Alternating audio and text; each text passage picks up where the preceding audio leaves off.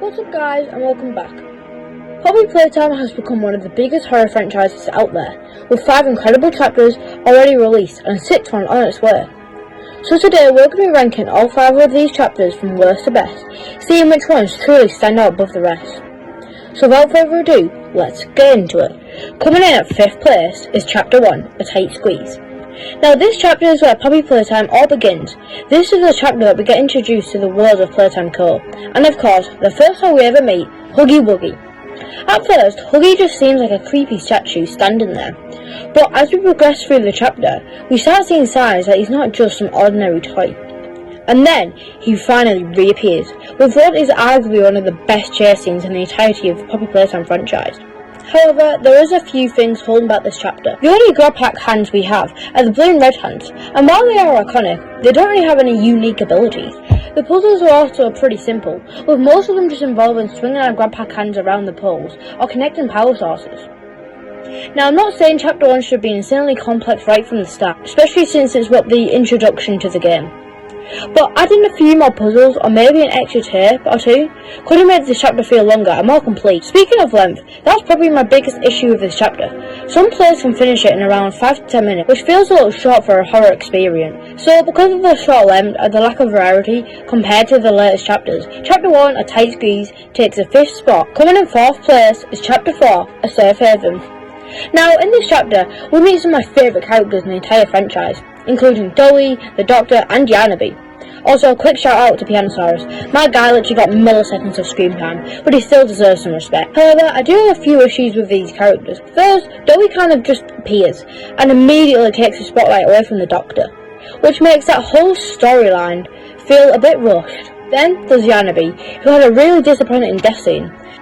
I feel like they should have just stuck with the original death scene, where he would have gotten stuck in an elevator and his yawn would have slowly been pulled apart. It would have been way more memorable and fitting for this character. Another major problem I had with Chapter 4 is the launch. When the game first released, it was extremely buggy, and for a lot of players, it was almost impossible to play through. These issues definitely hurt the experience and took away what could have been a much smoother chapter. So, because of all these character issues, the disappointing moments, and the rough launch, Chapter 4, A Safe Haven, takes the 4th spot.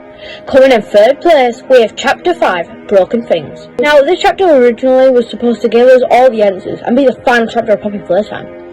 But while it does give us answers, it turns out it's not the final chapter. However, I've gotten over the disappointment because Chapter 5 still has a lot of positives. We finally get the prototype revealed, Lily Lovegraves gives us some insane lore, and Miss Gracie's story is genuinely one of the most interesting parts of the chapter. The main problem I have with this chapter is that it focuses a lot on the puzzles more than anything. While the puzzles are fun, they take up a huge chunk of the chapter, and sometimes slows it down the pacing.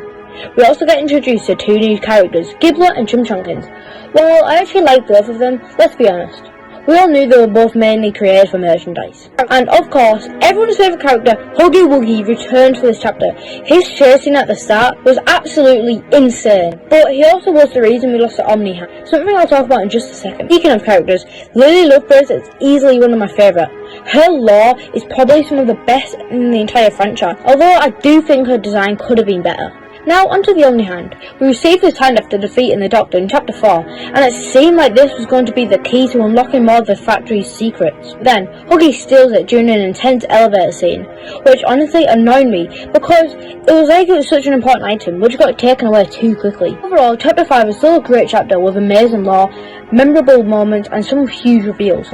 Because of the heavy focus on puzzles and a few missed opportunities, Chapter 5, Broken Things, takes 3rd spot on my list. Coming in at 2nd place, we have Chapter 2, Flying a Web. Now this chapter is absolutely amazing. We get introduced to Mummy Longlegs, who's constantly watching us and putting us through some of the most terrifying games in the franchise, including Whack-A-Woogie, Musical Memory and Statues. Mummy Longlegs is such a great villain because she feels like she's always one step ahead of us, and her death scene is one of the most brutal, satisfying and memorable moments in Poppy Playtime. But because of her death, we also get our first proper look at the prototype. It instantly creates even more mystery around the whole story. The puzzles are also a massive improvement from Chapter 1. We finally get the green hand, and the puzzles actually start to feel more creative and connected to the abilities we unlock. We also finally get introduced to Kissy Missy, who's basically just a pink version of Huggy Wuggy, except she's much friendlier and she actually wants to help us escape. The end of this chapter is incredible. The train crash is easily one of my favourite endings in the whole entire franchise. It's intense, unexpected, and leaves you wanting to know more. Another big positive is the length. Compared to chapter 1, this chapter feels much more complete and gives you a lot more of the experience. Overall, chapter 2 improves on almost everything from chapter 1, with better puzzles, a better story, and some unforgettable moments. And that's why chapter 2, Flying the Web, takes second spot on my list. Coming in at number 1, we have chapter 3, A Deep Sleep. This chapter has everything, and honestly, it's a chapter that truly shows what Puppy Playtime is all about. First, let's talk about Catnap. He's absolutely peak in this chapter. His presence throughout the game is terrifying, from the way he stalks us, to his red smoke, and even his nightmare form. Every time he appears, the tension instantly goes up. His death scene is incredible, especially seeing him get defeated by his own god, the prototype. Then we have Playcare, which is easily my favourite location in the entire Puppy Playtime franchise. It's huge, creepy, and full of secrets. In this girl we meet Miss Delight, and her story is genuinely disturbing.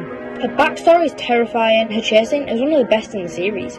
The mechanics, where every time you look away, she gets closer. It's so simple, but it creates so much fear, because it shows you that you can never let your guard down. Then in Home Sweet Home, we get one of the biggest surprises in the chapter, Nightmare Huggy. Watching him crawl out of the TV was such an unexpected and creepy moment, and it's something nobody saw coming. In the playhouse, we have to survive against the smart critters, who can jump out at any moment, keeps you constantly on edge. And then there's Dog Day. Seeing his half-dead body and hearing his final words, and then watching smiling critters tear him apart from the inside, creates one of the darkest moments in the entire game. It's terrifying a lot, but that's because this chapter really is. Puppy Playtime is supposed to be scary, and chapter 3 delivers that perfectly. I was genuinely nervous playing through this chapter, because it kept me scared the entire time. We also get introduced to 2 new grab pack hands, the purple hand and the flare hand. The purple hand lets us launch ourselves onto purple bounce pads, while the flare hand allows us to shoot flares, adding even more variety to the gameplay. And after we defeat Catnap, Poppy reveals the truth behind the Hour of Joy, giving us one of the biggest story moments in the franchise. With amazing characters, terrifying moments, great gameplay, and huge lore reveals, Chapter 3 Deep Sleep takes a gold medal on my list. Thank you guys so much for watching. Comment down below your list, and don't forget to like and subscribe, and I'll see you next time. Goodbye!